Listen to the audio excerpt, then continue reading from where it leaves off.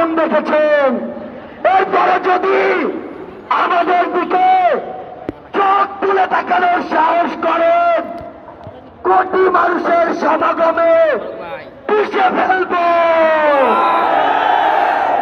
আমরা স্পর্শ করে বলে দিতে চাই, এই বাংলাদেশ 16 বছর পরে স্বাধীনতার যে নতুন মুখ দেখেছে, সেই মুখের দিকে কেউ যদি নজর দেওয়ার চেষ্টা করে, তাহলে তার জায়গা আমাদের এই বাংলাদেশে হবে না।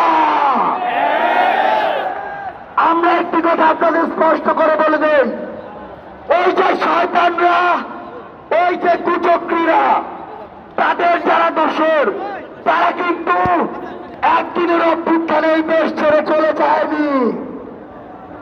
সালমান এফ রহমানের মতো দণ্ড সেজে লুকিয়ে আছে আমাদের আশেপাশে। এদেরকে প্রতিহত করতে হবে। যেই নৌকার মাঝি এরা সাজুক না কেন, নৌকা সহ ডুবিয়ে দিতে হবে। আপনাদেরকে স্পষ্ট করে বলি, আমরা আমাদের একটি ধাপ মাত্র পার হয়েছি।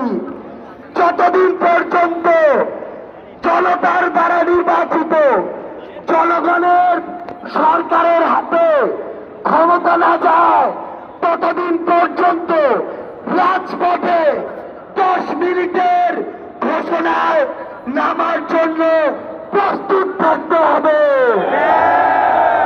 যেই গর্ত দিয়ে ওই ফ্যাসিস্টের দোসররা বের হওয়ার চেষ্টা করবে, 2টা কাজ করতে হবে।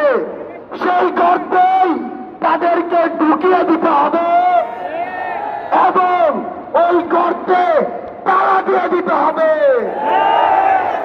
আমরা স্পষ্ট করে বলি, বৈষম্য বিরোধী ছাত্র আন্দোলন বাংলাদেশের কোন নির্দিষ্ট মতের বা দলের আন্দোলন